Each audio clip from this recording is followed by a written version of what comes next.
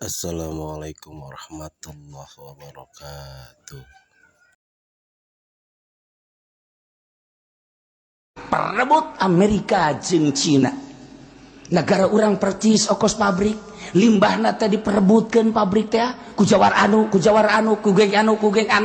Ieu negara Indonesia percis bagaikan pabrik diperebutkeun limbahna. Amerika hayang, Cina hayang. Persekongkolan Amerika jeung anu Cina persekongkolan jeung anu. Dibuat tidak berdaya Indonesia teh sebab ada perjanjian.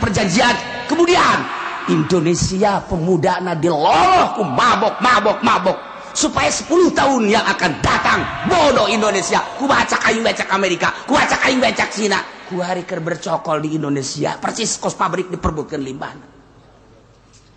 Deuk kumaha coba acak-acakan kakarak tahun sakieu ulah boga hayalan tahun berikutnya bakal bagus.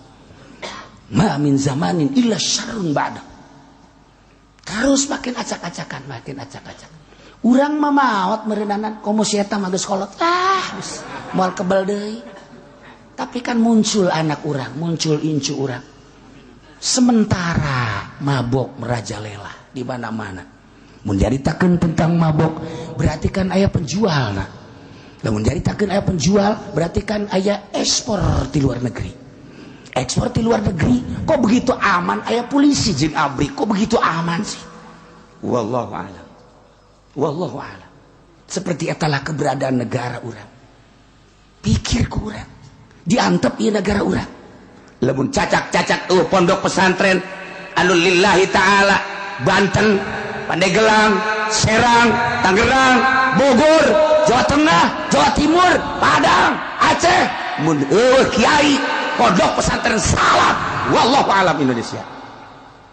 Lain cakula intelijen jaritakeun Indonesia masih kuat lantaran masih banyak pondok pesantren salaf.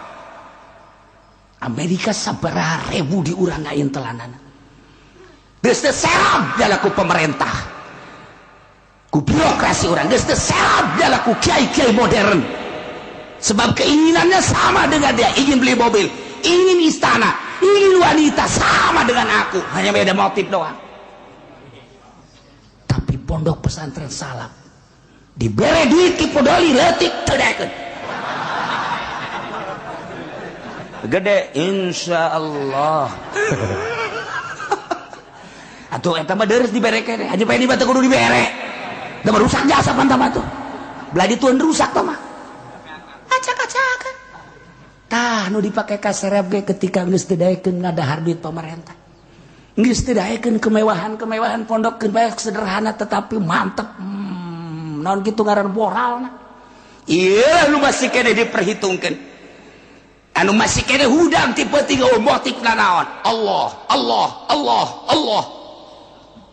Eta nu masih kene didenge ku Gusti Allah. Cacak jelema hudang ti penting Allah-Allahan nu teu bermotif semata-mata Allah. Wallahu alam. Jakarta geus dikumahakeun meureun.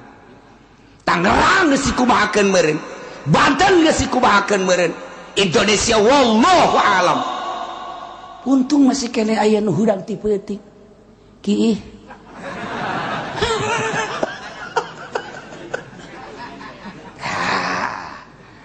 Tapi cek Gusti Allah kehancuran bangsa, kehancuran umat Muhammad. Bejakeun ka umat-umat anjeun terus. Khususnya ieu teh ka urang mah ka umumna mah kakabehan termasuk urang kuari dibaca dihartikeun sakemampuan urang.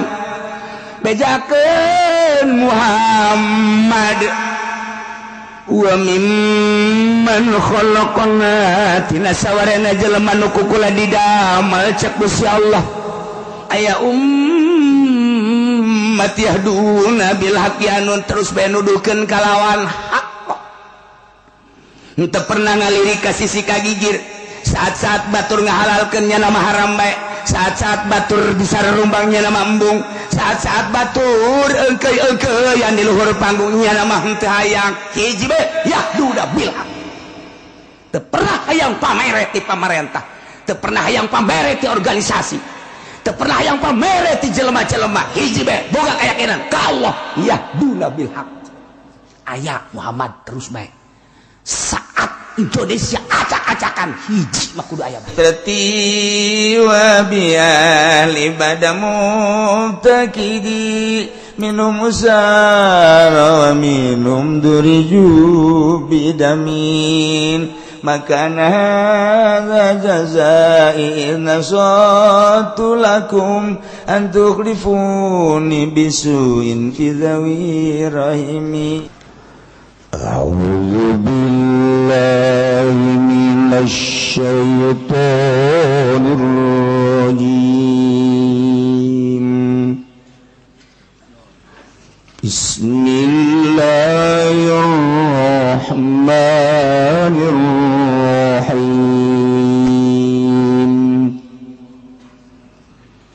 walillahil asmaul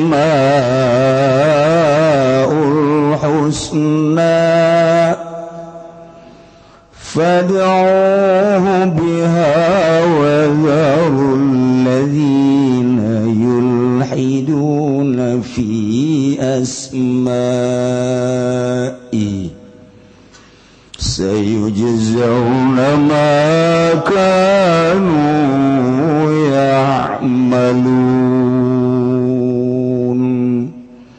wallahu a'lamu bimaradi wa dharula tinggal sirakabe utruku tegesan ringgal sirakabe alladzina yulhiduna ing wong akeh kang pada nyelewengkeun ya alladzina kabe an al hada min al hada wal hada dan citak saking lapad al hada lan lapad la hada yaminuna anil haqq manane kang nyondongkeun ya alladzina kabe ados saking haqq biasmaihi dalam birang-birang ngaran Allah aizustaqau minha asma sekira-kira nyari tak ya ladzina kaba minha saking asmaul husna asma'an ing birang-birang aran li alihati menggadai birang-birang pangerane alladzina kallati kaya lapad lata minallah dan musak saking Allah wal uzalan uzza minal aziz dan musak saking lapad aziz manat dan manat dan musak minal manan saking lapad manan sayujzauna besok bakal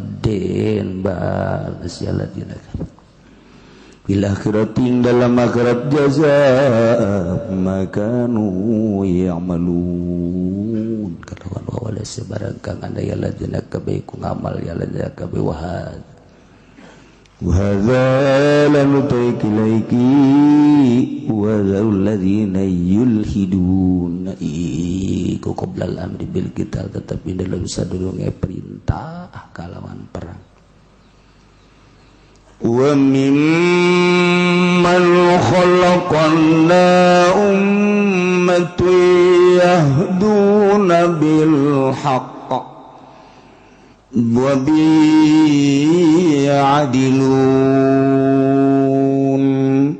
Allah alam bimaradalan ikut betul setengah saking wong kang ada mali sunagung saking manutai umat tu ya duda umat kang udukan ya umat ka babi lagi kalawan benar wabilan kalawan qaya adiluna aja ya umat kabehum ya umat-umat Muhammadin iku umat kang yang Nabi Muhammad sallallahu alaihi wasallam kama bi hadisin ka barang kang tetep ing dalam hadis walladzina kazzabu bi ayatina sanastadrijuhum min haitsu la ya'lamun wallahu a'lamu bimuradilan utai wong agegam pada ngagorokeun ya ladina kabeh kalawan sakayat ing sunagung Al-Qur'an itu kesekuran min ahli Makkah saking ahli Makkah ku besok bakal nyung kunatawa ku besok bakal nung tutaning sunagung min alladina kabeh nakhudum tegas ngalap ing sunagung min alladina qalilan Lesetuti minai susakin ara-ara waru ya alladzina kabeh wa umli lahum inna kaidi matin walam bin maradi wa umlilan nyerentakeun ingsun laum kadue alladzina umhirum tegas nyerentakeun ingsun uming alladzina inna kaidi satune panjan upaya ingsun matin unikungkang kuat syadidun la itaku tegese kang sangat kang ora kuat la itaku kang ora nana dan kuatakan ya kaidi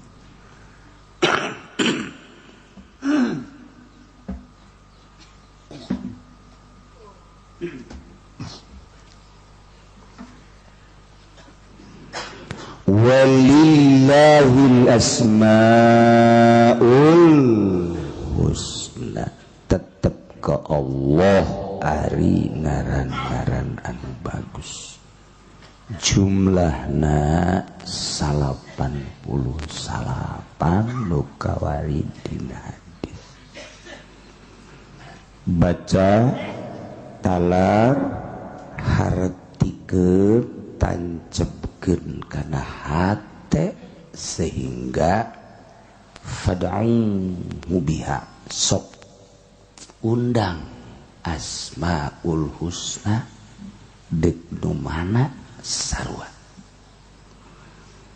ulah nyebut-nyebut kasalian Allah sok ka Allah garaga sebut sehingga asmaul husna teh asma Allah teh jadi makom dina makom nu kamari geus dicaritakeun artina makom teh tempat singgah na yakin urang ibadah teh disupri datang ka yakin selesai geus yakin adalah membuktikan kabeneran ngabenerkeun urang terhadap nu maha gaib datang ka mana urang ngabenerkeunana ngabuktikeun pembenaran urang terhadap Allah datang ke mana di dinya makom urang teh percaya na ka Allah 100% Allah pangeran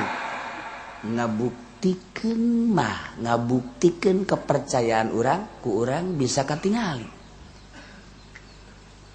lamun urang percaya ka Gusti Allah 100% bahwa Allah pangeran berarti jaminan Allah terhadap urang kudu percaya 100% urang dijamin lamun urang 100% percaya karena jaminan Allah moal kudu tupat tipu moal kudu lunga lengo moal kudu nyeleweng moal kudu nyalimpang bahkan keyakinan urang moal kudu tani moal kudu dagang Allah geus kajamin namadak hiji bae eta heulan encan lain-lain urang teh percaya Allah maha ngarungu ka urang ngadengekeun Allah teh percaya buktikan kepercayaan urang terhadap Allah bahwa Allah ngadengekeun hayo sia percaya Allah teh neulekeun ka urang percaya 100% percaya pangeran teh Allah percaya Allah teh nu ngadamel langit bumi katut eusina nu Allah kabeh salian Allah mah makhluk kabeh Allah khaliq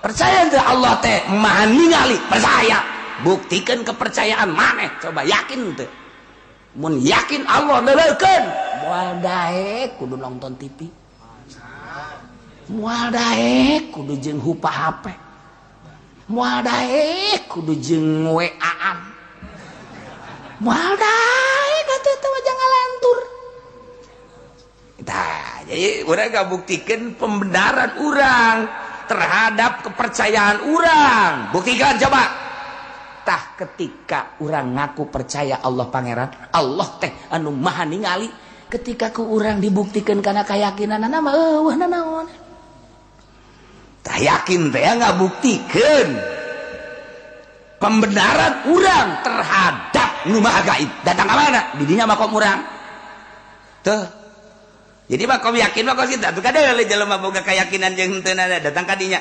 makom keyakinan kadeule keyakinannya kadidelekeun ku Allah kanyahoan datang kadinya. Yakin Allah ngadengekeun kanyahoan. Yakin Allah teh kitu unian datang kadinya. Lamun nyana yakin bahwa Allah nyahoan mal kos kitu tinggal kitu bae. Jadi kanyahoan tah. Kacamata yakin teh pembenaran buktikeun terhadap Allah sakitu bae. Islamun jelema jadi kiai kanyahoan yakin jeung henteu yakinna seorang kiai teh kadeuleu ku urang kadeuleu boga yakin henteu kuari dina naon ieu boga yakin henteu dina maisha dina kahirupan kadeuleu ku urang boga keyakinan henteuna si kiai teh kadeuleu lantaran langkah-langkah nyana keyakinan eta langkah-langkahna tah pembenaran terhadap anu baha gaib kanyahoan ku jelema ceramah kanyahoan boga yakin jeung henteu ceramah nu hayang amplop ceramah anu karena Allah ceramah anu lalagaan atuh kanyahoan maca seh kitu kae kanyahoan dalam sebab asa kabuktian dibuktikeun sakitu horeng keyakinan anak teh tuh asal gusar geser oh tetep boga keyakinan kayahoan kabeh eta mah encan terlalu gaib lantaran kanyahoan pelaksanaan nah lamun ngageser jelema ti salaf ka modern eta ge geus sarua bae teu boga keyakinan lamun boga keyakinan mah jamal ngageser moal aing ngopai hirup moal kebal dek ibadah ka Allah dek ngamalkeun ilmu aing cenah ieu mah ka modern ge ku aing diyayasankeun ieu mah endek supaya jelema teh kitu para linter aing mah lain dek maksud kana dunyana coba si yatim bayar tante coba si fakir bayar tante lamun si yatim jeung si fakir masih bayar keneh bohong gedebul tah kiai kos itu gedebul lagi belah ditun gedebul 2 kilo ti gedebul ya tinggal kitu bae sih gua kayak gini namun nyama cara kolot kurang baheula make nyana ge kelas 1 kelas 2 kelas 3 nyana nyahoeun sieun ka anak si anu ieu mah fakir terus ieu mah miskin terus hayu geus teu kudu mayar sia mah yang teu boga karena Allah berarti mana ada sekarang tidak ada iya dilihat dari sana sampai sono tidak ada yang begitu berarti kan geus lain minterkeun ndek meraup berarti keinginan kan harus gitu ya kanyahoan budak uletan sok hudang peuting jeung nu tilok atuh kanyahoan jelema mah asal matana cayan we ieu nyeri mata sia ka jeung ngomong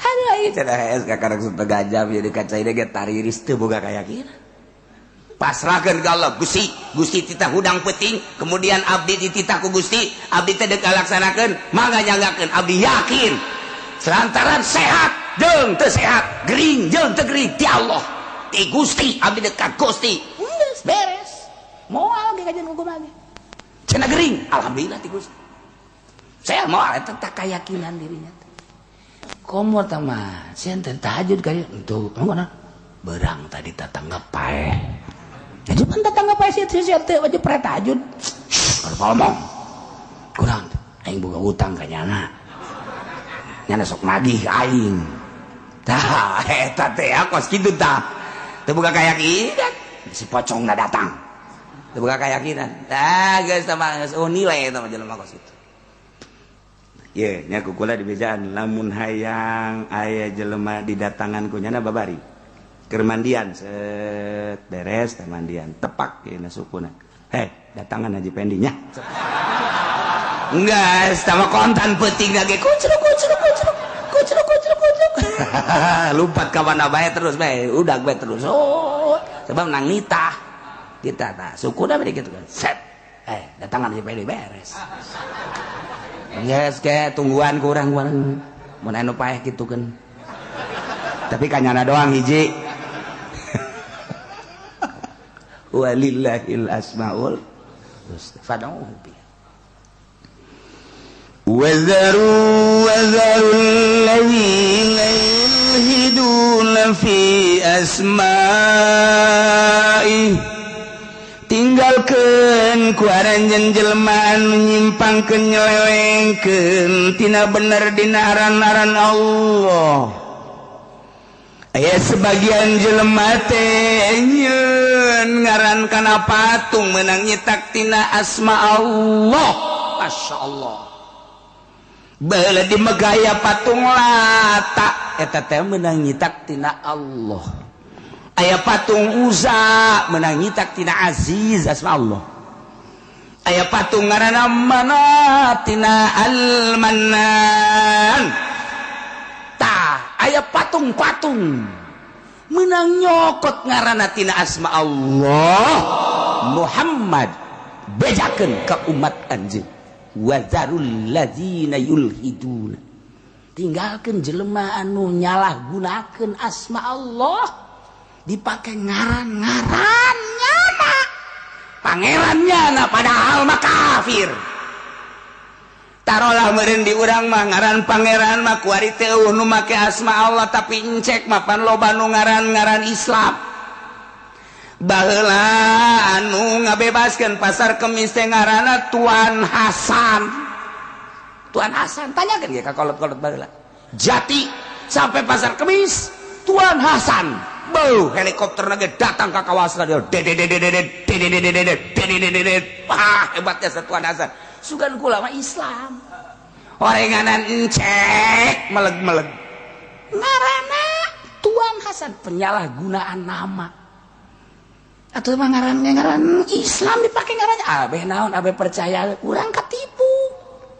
Zarul ladina yulhiduna tinggalkeun ku sia. Ulah sok dideu jelema nu nyalahgunakeun ngaran Allah Hasan dipake ngaran encek.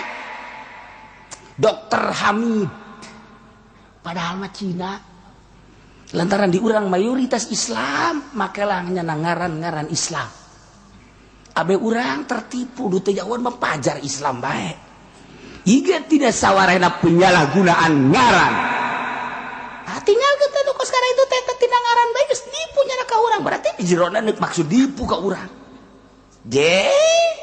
Cina ngaranna Hasan, Cina ngarannya Abdul Hamid, Cina ngaranna teh kitu Aziz, Cina encek ngaranna teh kitu Abdul Somad. Coba teu kira-kira apa?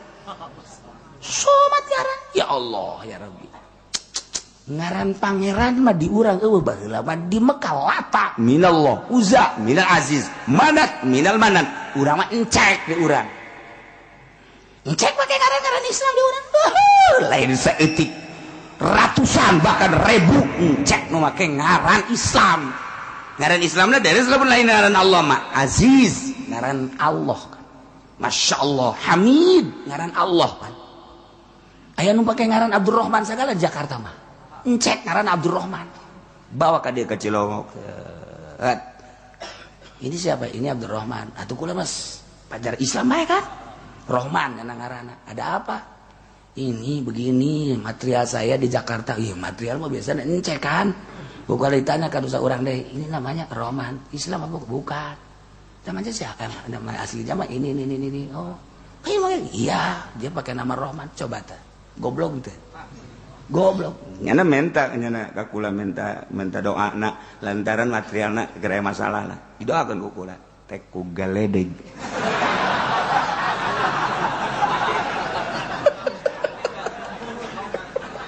Lihat nyahoan dia. Jauh babaturanana datang deui cenah kiai, waduh makin parah cenah materialna. Yo ini ijabah berarti doa aing. Lamun nyana makin maju doa aing tadi ijabah, lamun nyana haju ngemblek atuh ijabah. Tadi na kita ku galedeg ieu.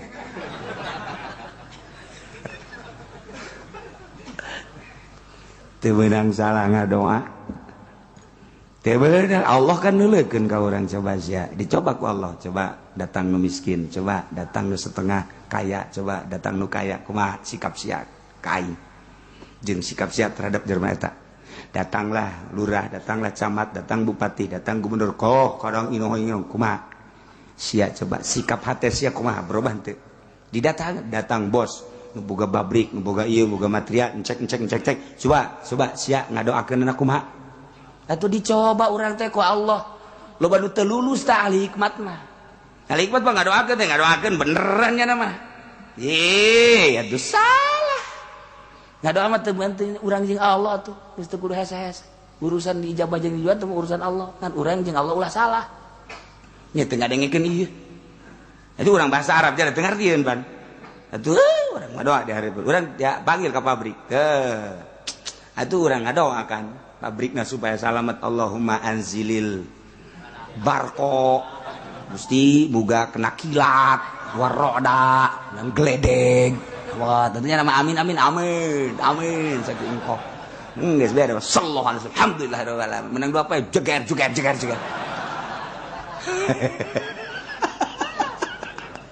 Atuh ustad kakarak diodang ka pabrik bae ge ngadoana geus. Allahumma salamatan salam. Bagus berkat nama sapira berkat kan diberi duit ge paling 1 juta 2 juta tapi jana di mata Allah tolol sia.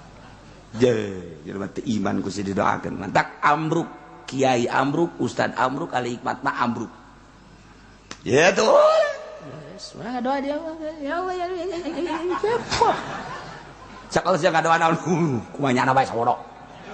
Buku siap mentar hendak kalau mah teu mametakeun tah beres cai. Ya inum ku sia sebeuh inum.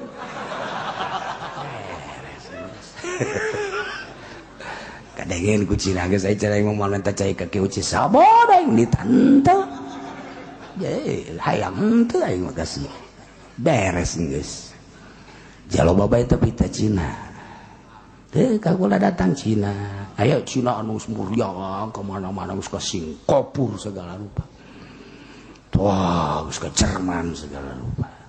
Geus nemah bari dibawa. Asma tambah setruk setik. Atuh terus bere cair. Cager. Kula ge heran aing teu ngadoakeun. Kok sacager. Berarti lain ku doang teh ku Allah nu jagerkeun. Tuh.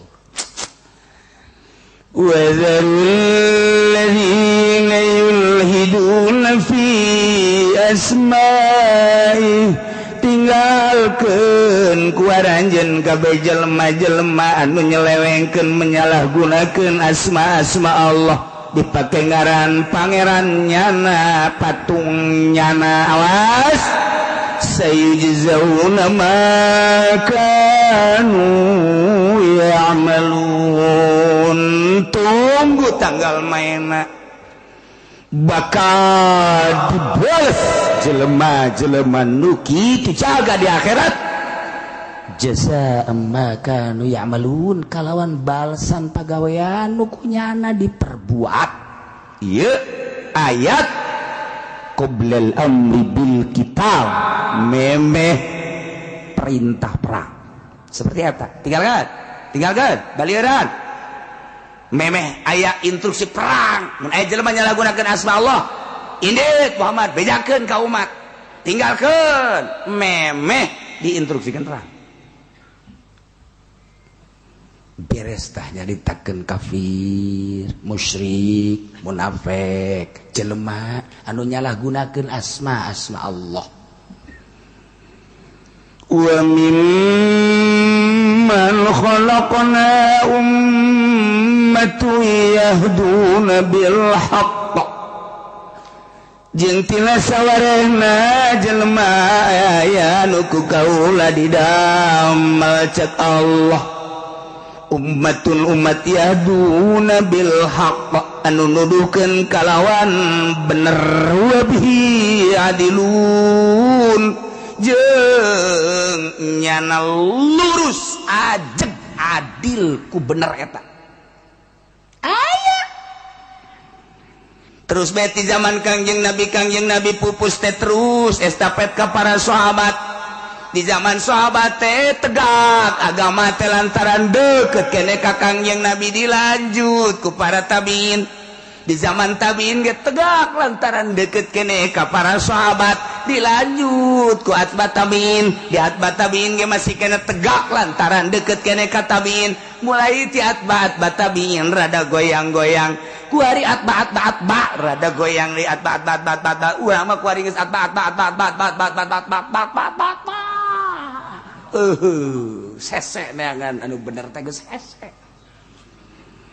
Pan bisa bener sote urang nuturkeun nu kamari teh nuturkeun nu itu teh nuturkeun nu itu, estafet ngaranna silsilah nuturkeun nu itu bener langsung ka Kangjeng Nabi karak ai ieu mah pan guaring putus lah guari nuturkeun nu eta sedengkeun nu eta ge kos kitu nuturkeun nu itu teh kos kitu atuh geus putus teu boga turus.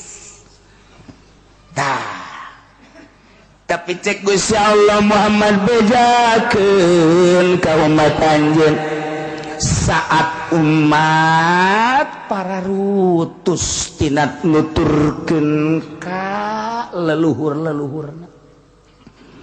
Di zaman urang kuari geus para rutus lantaran atuh boro-boro ka Kangjeng Nabi urang maka zaman pejuang 45 bae ge pamarentah teh geus teu nuturkeun leluhur, abri geus teu nuturkeun leluhurna, polisi kitu kene, rakyat geus kitu kene, ku ari teh meureunanan hararudang eta tulang-tulang anu memperjuangkeun bangsa Indonesia jeung nagara. Leuleuk nyana ka rakyat deuh, rakyat sia teh nang aing memperjuangkeun kunaon ku ari diacak-acak. Tuh kepala polisi nu baheula aduh polisi kunaon sia teh kararitu nang aing ngamerdekakeun baheula berjuang kitu kene abri. Bung Karno beserta Bung Hatta, Imam Bonjol jeung Raden Ajeng Kartini, Cut Nyadin, Patimura dan pejuang-pejuang nu baheula hudangnya duh siapa artinya orang geus tuturkeun nya eta keur carita pejuang eta ku ari Islam nu kamari ieu di zaman masyaallah Syekh Nawawi Tanara, zaman Ki Khalil Bangkalan, ulah zaman para aulia Allah, zaman wali sanga ulah ieu nu kamari ieu.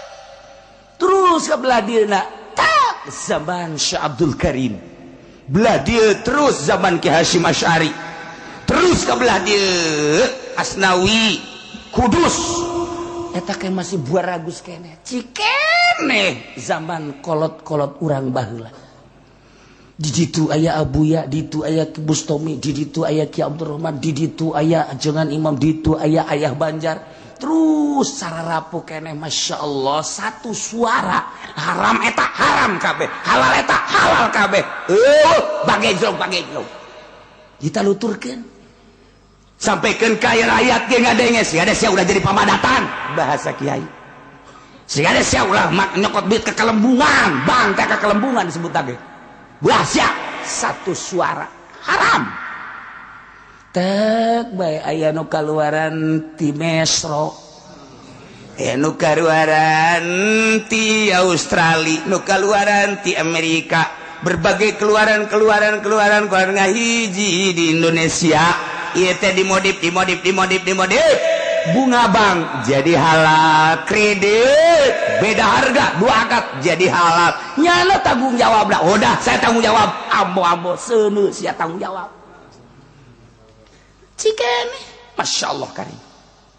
Kuari ke zaman acak-acakan demokrasi kamari rada terpimpin rada bagus kene rada ngeunaan kuari mah demokrasina teh geus kabablasan. Disangka kurang zaman reformasi teh ngeunaheun ternyata kuari mah kudu revolusi. Lantaran mana kuari kemajuan politik na mana kuari kemajuan perekonomianana defisit sampai 3%. Lamun defisit sampai 4%, 5% negara acak-acakan acur di Indonesia. Sejarah Indonesia can pernah turun 3%. Kuari geus 3%, naik 4%, 5%, acak-acakan. Tidak bisa dipertahankan ya maka jeung kumaha ge. Perebut Amerika jeung Cina. negara urang percis ongkos pabrik limbahna teh diperebutkeun pabrik teh ku jawar anu ku geng anu ieu negara Indonesia percis bagaikan pabrik diperebutkeun limbahna Amerika hayang Cina hayang persekongkolan Amerika jeung anu Cina persekongkolan jeung anu dibuat tidak berdaya Indonesia teh sebab ada perjanjian kemudian Indonesia pemudana diloloh ku mabok supaya 10 tahun yang akan datang bodoh Indonesia ku bacak aing becak Amerika ku bacak aing becak Cina ku hari keur bercokol di Indonesia persis kos pabrik diperbutkeun limbahna deuk kumaha coba acak-acakan kakarek tahun sakieu ulah boga hayalan tahun berikutnya bakal bagus ma min zamanin illa syarrun ba'da terus makin acak-acakan urang mah maot meureunanan komo si eta mah geus kolot geus moal kebal deui tapi kan muncul anak urang muncul incu urang sementara mabok merajalela di mana-mana mun nyaritakeun tentang mabok berarti kan aya penjualna lamun nyaritakeun aya penjual berarti kan aya ekspor di luar negeri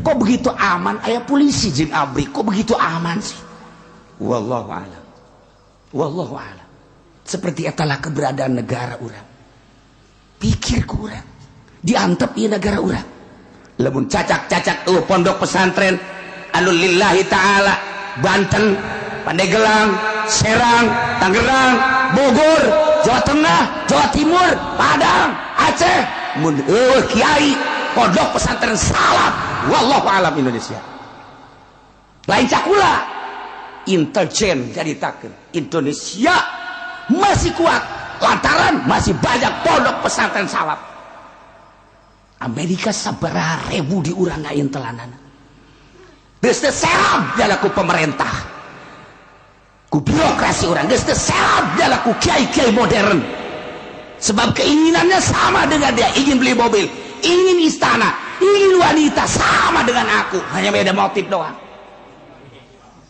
Tapi pondok pesantren salaf dibere duit ki podoli leutik teudekeun. Gede insyaallah.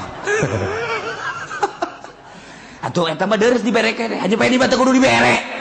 Da rusak jasa pantama tuh. Belah ditueun rusak tah mah. Acak-acakan. Tah nu dipake ka serep ge ketika geus teu daekeun ngadahar duit pemerintah. Geus teu daekeun kemewahan pondok bae sederhana tetapi mantep. Naon kitu ngaran moralna. Ieu nu masih kene diperhitungkeun.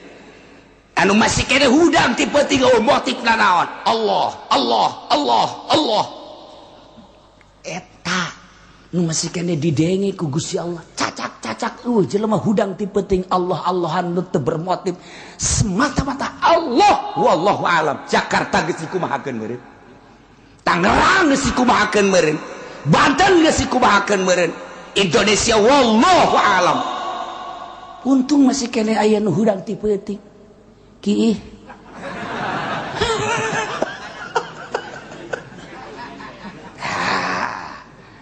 Tapi cek Gusti Allah kehancuran bangsa, kehancuran umat Muhammad bejakeun ka umat-umat anjeun terus khususna ieu teh ka urang mah ka umumna mah kakabehan termasuk urang kurang kuari dibaca dihartikeun sakemampuan urang bejakeun Muhammad wa mimman khalaqna tina sawarena jelema nu kukula didamel cek Gusti Allah aya ummat yahduna bil haqqi anu terus bae nuduhkeun kalawan hak henteu pernah ngalirik ka sisi kagigir saat-saat batur ngahalalkeun nya nama haram bae saat-saat batur disararumbang nya nama embung saat-saat batur engkeuy yang di luhur panggungnya nama henteu hayang hiji bae yahduda bil haq teu pernah hayang pamere ti pamarentah teu pernah hayang pamere ti organisasi teu pernah hayang pamere ti jelema-jelema hiji bae boga kayakinan ka Allah yahduda bil haq aya Muhammad terus bae saat Indonesia acak-acakan hiji mah kudu aya bae saat Baghdad acak-acakan hiji mah kudu aya bae. Saat Iran acak-acakan hiji mah kudu aya bae. Saat Mekah acak-acakan Arab acak-acakan hiji mah aya bae. Turki keur diobok-obok wari hiji mah aya bae. Amerika bergeng multinasional acak-acakan Baghdad supaya napas Islamna eueuh. Dek didemokrasikeun. Serang deui Turki, serang deui Suriah, serang deui Suriah terus Turki terus. Ulah aya carita-carita Islam. Mulai ku ari Amerika teh. Dengan keyahudianana. Negara mana ku ari anu masih kene kuat? Intik kunyana. Ulah dengan politik, dengan ekonomi hancurkan. Tapi wa mimman khalaqna tina sawarehna jelema aya nu didamel ku kula Muhammad pijakeun ka umat tu yahduna bil haq aya umat anu selalu nuduhkeun kana bener. Saat batur teu wadieu nyaritakeun bener nya wani. Sebab teu hayang di alam, teu hayang di agung-agung, dibere ge teu hayang. Leutik mah. Si eta teh mah. Tuh. Ayo deui. Tegekeun geura Muhammad bejakeun ieu. Mantak teger. Teger saha eta? Anu wabihi adilun. Lurus adil dengan hak. Tesieun saltiga-tiga can. Hum ummatu Muhammadin sallallahu alaihi wasallam. Dicoba di negara baheula aya Buya Hamka masih terngiang-ngiang di telinga orang. Haram mengucapkan salam kepada orang-orang Kristen yang sedang mengadakan Natalan. Buya Hamka tertulis di berbagai koran, majalah dan diabadikan di negara orang. Padahal Buya Hamka diakui oleh bangsa Indonesia di luar negeri. Kristen, Yahudi, encek ngaku ke Buya Hamka dengan kecerdasan, tetapi nyana melalui haram bangsa Indonesia umat Islam mengatakan salam istimewa Buya Hamka. Tadina di Muhammadiyahkeun akhir hayatna Islam sebabnya ada boga guru torikoh terngiang-ngiang di telinga urang. Komo nu belah ditu mah zaman Ki Hasyim Asy'ari iman nu belah dieu bae. Belah dieu masih terngiang-ngiang Gus Dur dengan gaya Gus Dur tersendiri. Tetap bae nya nama ngagocek-gocek jelema. Cak batur haram, cak cenah henteu. Cak batur henteu, cak cenah haram, digocek-gocek jelema.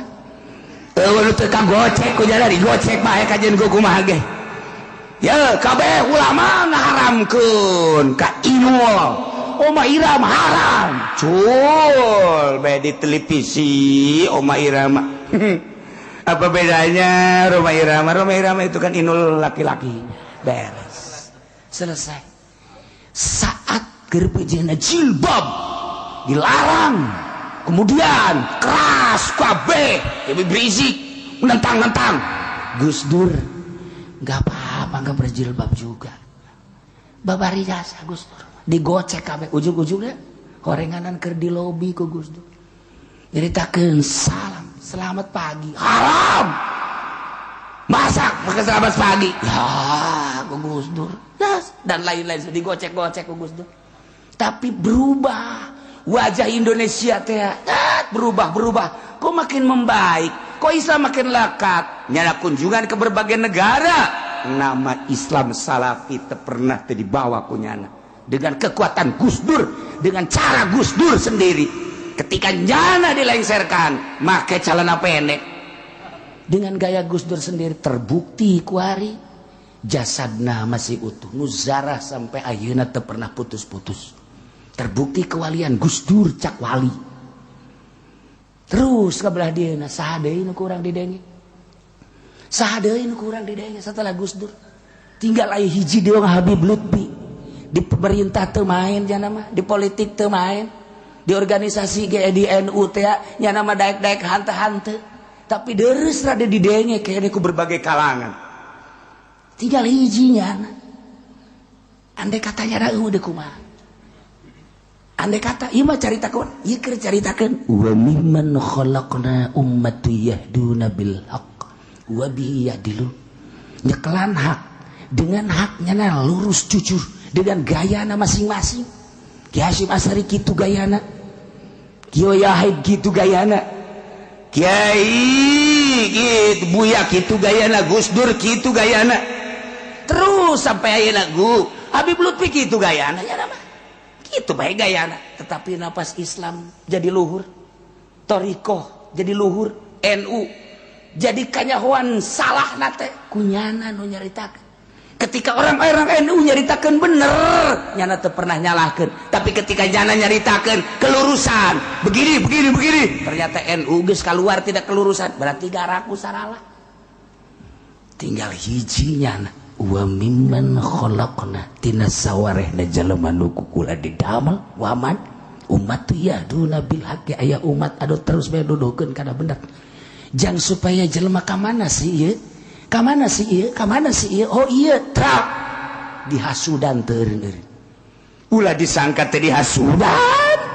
Malah nu ngahasudanana makin loba tapi makin merepek. Coba ge deulekeun. Sebabnya ka Allah. Hiji, Allah deulekeun, Allah ngadekeun, Allah nyahoun. Nyana sieun ka Allah. Aya bakalna nu diangkat ku Gusti Allah boga makom-makom tertentu. Anu terus benar ialah umat Kangjeng Nabi Muhammad sakumaha dina hadis dijelaskeun la tasalun min ummati ummatan qaimatan bi amrillah la yaturhum min man khadalahum wa la man khalafahum hatta yati amrullah wa hum ala dzalik. Bual eureun-eureun ti umat kaula Muhammad cak Kangjeng Nabi hadis qudsi dibejakeun ka balerea. Mal eureun-eureun cak Kangjeng Nabi ti umat kaula aya umat anu terus bae nangtungkeun negakeun bi amrillah urusan Allah. Haram caritakeun haram, halal caritakeun halal, makruh sunah teu pernah sieun layal turhum man khadahum, teu pernah ngabahayakeun ka jelema nu ngahinakeun kanyana. Pemerintah nyaca terus bae, kiai-kiai nu sejen nyararaca terus bae dengan penuh keyakinan ke Allah, teu pernah gimir, teu pernah sieun disensarikeun ku kiai, ku ustad, ku masyarakat, ku terus bae jara mah dek didegekeun dek teu Allah bae pokona mah. Aya ta umat model kitu ditimbulkeun ku Gusti Allah saat mana bae aya bae. Wala man khalafahum teu sieun ka jelema nu nyulayan kanya. We, cenah si anu mah teu nuturkeun ka kiai sabodok. Cenah kelompok anu mah teu nuturkeun ka kajeun. Cenah pemerintah kita nuker baik baik, aing mah aing baik ka Allah. Abe ka tembong jelema acak-acakanana jeung rusakna. Ketika nyala terus baik ka Allah, nyala tadi dituturkeun rusakna berarti sekian persen. Ketika nyala terus baik ka Allah, jelema nyacan ka nyala rusakna berarti kajahoan. Terus mal eureun-eureun. Teu sieun ku jelema ngahinakeun, ku nyulayan hatta ya'tiya amrullah wa hum ala dzalik. Hingga datang perintah Allah maut nyana tetep bae dina tegas. Hiji wa mimman khalaqna tina sawarehna manusia aya anu ku kaula diramal Gusti Allah ummatun lain hiji umat loba bisa oge per negara hiji per kabupaten hiji atau aya bentuk organisasi ummatu yahduna bil haqq wa bihi ya'dilu. Masya Allah urang ngadenge ieu bunga alhamdulillahirabbil alamin. Saat jelema megol aya tuturkeun, saat jelema mamang kembali kanu bener, saat jelema kebingungan aya jang cecekelan, selalu aya bae moal dibeakeun ku Gusti Allah. Acak-acakan politik jeung ekonomi jeung budaya aya bae nu lempeng. Dek didengekeun dek henteu nyaritakeun benerna politik, nyaritakeun benerna ekonomi, nyaritakeun benerna budaya. Ketika kajahoan politik nu bener, nu salah bakal kajahoan. Ketika nyaritakeun ekonomi nu bener, nu salah bakal kajahoan. Negara urang kuari politikna keur acak-acakan kajahoan. Ekonomi geus dikuasai ku Yahudi.